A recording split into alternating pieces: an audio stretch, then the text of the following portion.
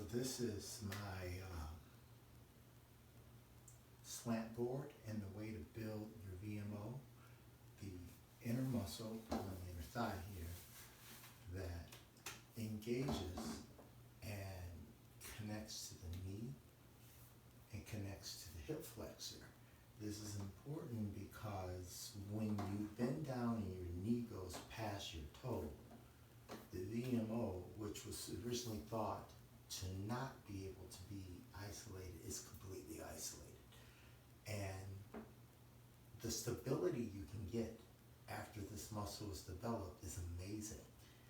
Take it from me, a guy who in my 50s, I can do things I couldn't ever do. Not, well, when I was a kid, no. I have stability and ability to bend, move, jump, and run that I never had. If you go back and you talk to people from 8th grade, 9th grade, 10th grade, 11th grade, 12th grade, high school age people, just graduated age people, they know I was that guy trying to touch the rim.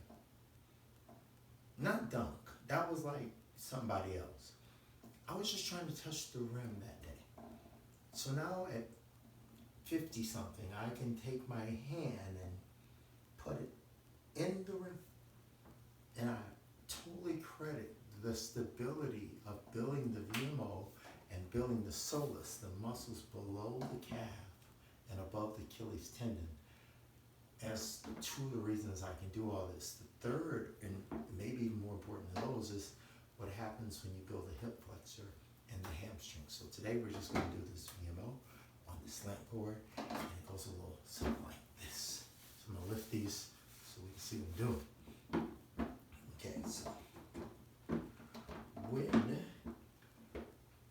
you bend down and put your toes, as soon as your toes get past your knee, this is a lot. When I first started, right here was about where it was over. I had to hold on to something. I was not able to go down. But the nice thing is that now, over time, and you can see what muscles are jumping out, I can go all the way down. Now, I use a little bit, but here.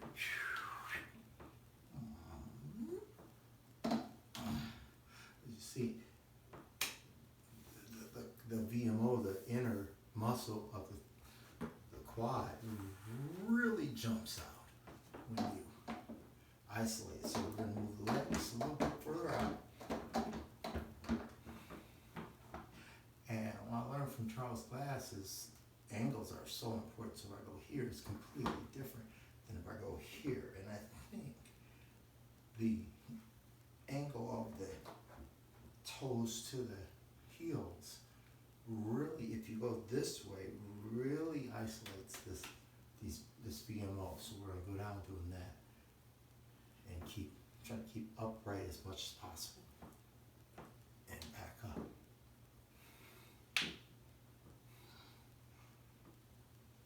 And I love when you hear a little snap, crackle, and pop, because now that I started walking backwards really slow, half a mile an hour on a treadmill, holding on to the bars as I walk backwards. Then I got comfortable enough to walk neighborhoods backwards and run fields backwards and run hills backwards or walk backwards or walk through the sand at a beach backwards, where each foot has to completely stabilize and hold the body. At the same time, I changed my philosophy of pressing out to lifting up. So everything is about the lower body, lifting up. If you can see, the muscles that connect to your hip flexors and wrap all the way around your back are going to help your hips be stable, going to help your back be strong, going to help your legs, and it connects to your knees. So it's going to help fortify everything around your knees, because the muscles that go through here wrap all the way around your knees, all the way around your waist, connect your back. So the muscles in here, by simply turning your foot as you lift, you completely can see what happens here. But if you go back to the front, what happens up here is legendary, because this little muscle group up here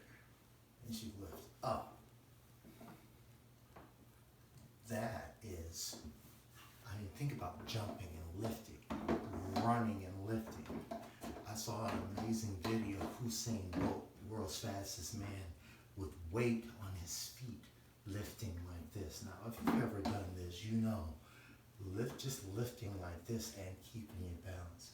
It isn't easy. It took time, but these things of lifting with your feet, weights on your feet, what ATG calls a reverse squat, which is laying on your back with a stack of weights and pulling the weight up. These kind of things built so much stability and ability to move everyday life. At the end of a long work day, I'm good. And I can't say that that was ever a thing, but it's a thing now, and I credit slant boards, walking backwards, lifting your legs, pulling your hands back for your neck and your shoulders. All of the things that are reverse of what we've always done. Because think about, this is my example of why do I walk backwards? Well, when you go forward, you put your foot down this way. When you go backwards, you do this, and you immediately put your knee over your toe every time you step backwards. So that builds every muscle in your soleus, your calf, everything that wraps around your knee, your hip, your upper thigh muscles, your hamstrings, everything engages when your knee is over your toe. It has to, in order to support this ridiculous position. If you think about, you're here. As soon as this happens, everything starts locking up and going, hey, we got you. Or you don't. And if you don't, you start slow. My first recommendation is to get on a treadmill, turn around, hold on to the bars, put it on a half mile an hour. Don't go fast, half mile an hour. And just walk to where you're holding on, and each foot has to support the body, and then all of the muscles will start to engage as you take each step backwards with your knee over your toe. If you can get an incline, then you also get the effect of a slant board while you're on the treadmill. I mean, you can look up ATG or Athletic Truth Group. They have a treadmill that's actually a backwards walking treadmill that does what I'm saying. So you have the choice of start slow, or not the choice, please start slow. Half a mile an hour, really slow, so the body has to get used to supporting itself as you walk backwards. Then you'll get to the point where you can walk in public. You can walk, and it's the same as going forward. We really don't watch where we're going. So you'll learn hills, valleys, dips, trees, dog poop. You'll learn how to navigate just as if you're walking forward. You just have to trust the process of first get used to it on the treadmill to where you're really comfortable. What I find helps is if you put on some music. Then the music helps you walk to the beat, and you can do kind of high intensity training, because you're going to have music where it's very slow and you have to really slow down for it, and this music is really fast, and so you're going to change pace based on the song changing. So I recommend music and stepping to the beat and moving to the rhythm, and there's a different, the beat is, if you know anybody like that, they cannot dance. The rhythm sways with the beat, and if you know anyone who can sway, they can dance. And exercising and making it fun is understanding, move on the beat to the rhythm. Then you can move and have a great time to the music as you exercise. It really enhances everything when it's fun. So that's just a little bit of how to get started, and moving backwards, reversing everything also reverses, to me, aging, pain, and everything else. And I'm not a physician. I'm not telling you what to do. I'm just basically telling you what I did to overcome asthma, high blood pressure, and diabetes. Yeah, all gone, off all meds, over 4 years, medical records, blood tests. Every 3 to 6 months I take blood tests to stay on top of everything. And I'm saying that when we know what the numbers are, we can make the adjustments to have the life we really want to have.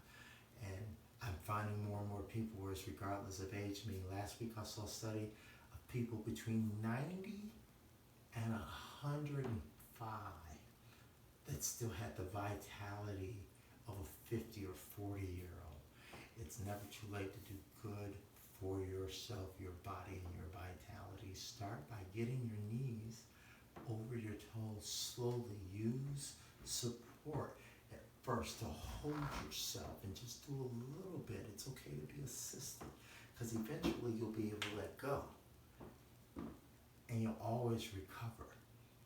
Just a little bit of getting your knees, just even if you just start like this on the stairs, hold on to the railing and just get your knees going over your toes, knees going over your toes, knees going over your toes. And what you have, there's something called a sissy squat, where what happens is at first, you use your knees over your toes and you just go straight down. Well, this is really difficult for anybody, but to keep going and be able to go down and come back up it takes time. You're gonna have to be assisted maybe.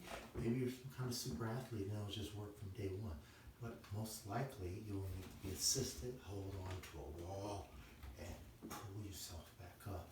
And eventually you'll be able to do easier and easier until it's just simple. Like right now, honestly, I'm slipping a little bit down the board and I need to take my time because there's a mind muscle connection that's really important.